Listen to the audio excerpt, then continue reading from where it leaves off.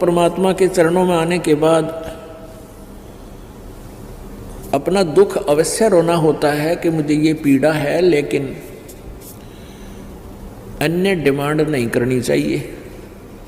जैसे डॉक्टर के पास हम जाते हैं, उसके पास अंडर ट्रीटमेंट होते हैं, तो डॉक्टर को हम अपना दुख तो हम बता सकते हैं कि जी यहाँ पीड़ा है, ऐसा दर्द है, ये तकलीफ है।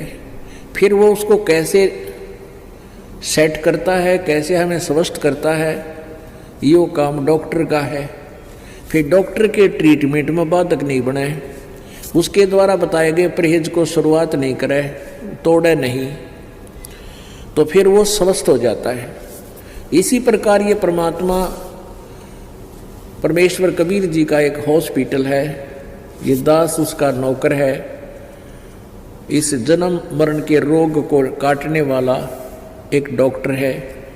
दवाई परमात्मा ने बता रखी है, औषधि मेरे को दे रखी है, ट्रीटमेंट विधि बता रखी है।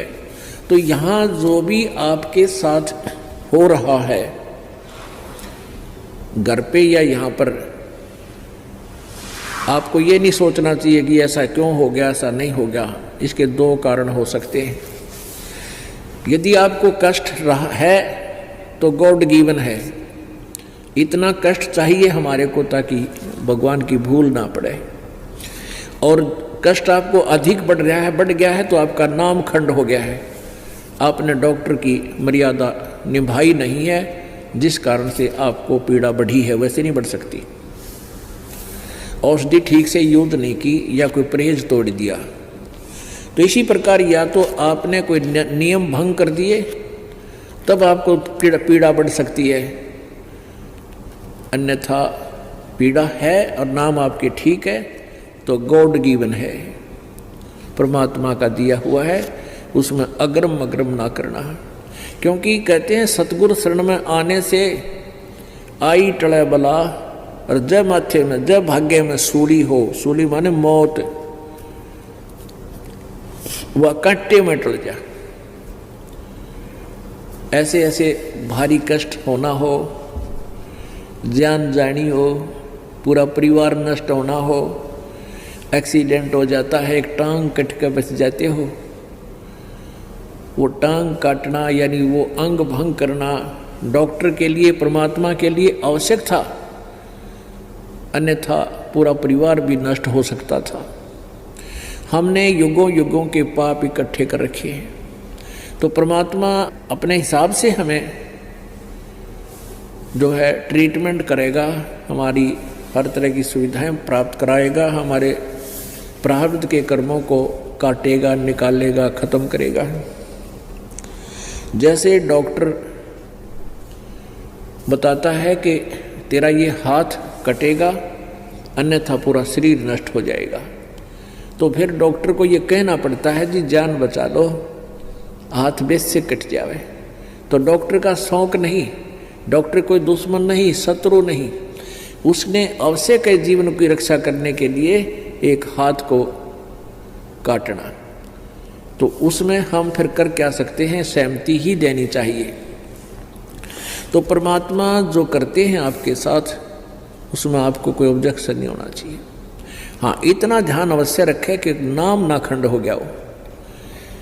नाम खंड होने से क्या होता है कि जैसे पहले तो जैसे जिसने बिजली का कनेक्शन ना ले रखा, तो वो क्या करता है, आटा भी हाथ में पीसे, पशुओं के लिए चारा भी हाथ से काटते थे, ऐसे मशीन व गोल गोल चक्कर की, और जल भी हाथ से निकालते थे, दूध भी हाथ से बिलोते थे, रड़कते थे। फिर ले लिया कनेक्शन, अब बटन स्विच ऑन कर देते हैं, अपने आप तो आटा पीसा जा रहा है और अपने आप कट कट कट कट सानी यानी चारा काटा जा रहा है। बटन दाब दिया, अपने आप मोटर सुर सुर करके नलका पानी का जो है ना बाल्टी भर देती है। और आपकी नालायकीतें, गलतीतें, बिजली बोर्ड का बिल ना भरने से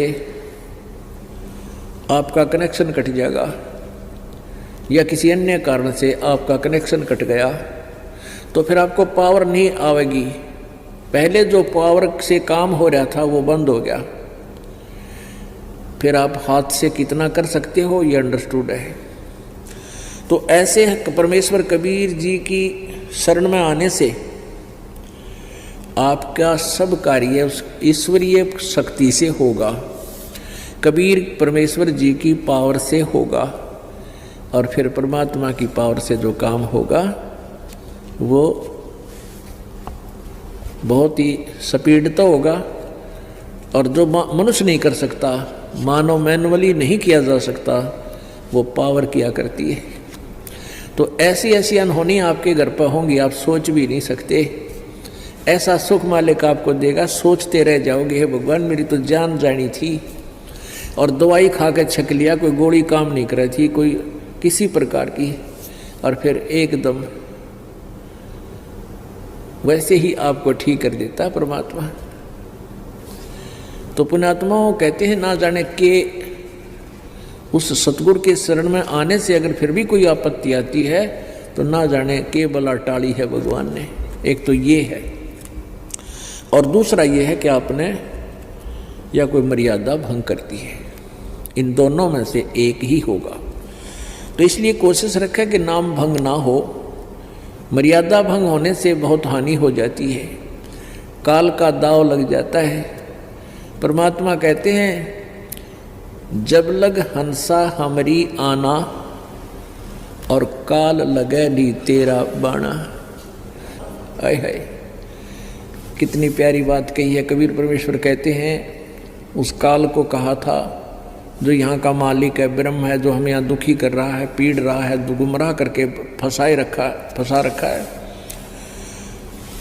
उसको कहा था कि जब तक हंस मेरी आत्मा मेरी मर्यादा में रहेंगे, मेरा नाम खंड नहीं होगा, तब तक तो तेरा कोई तीर मेरे भक्त पर नहीं लग सकता, तो उसको किसी प्रकार दुखी नहीं कर सकता। तो काल ने कहा था प्रभु जो नाम खंड कर देगा विलिंगली, तो उसको तो मैं नहीं छोड़ूंगा। तो परमात्मा ने कहा था भाई जब लग हंसा हमरी आना, और काल लगे नी तेरा बाना। कहे कबीर सुनो धर्मराया, हम शंखों हंसा पद परसाया।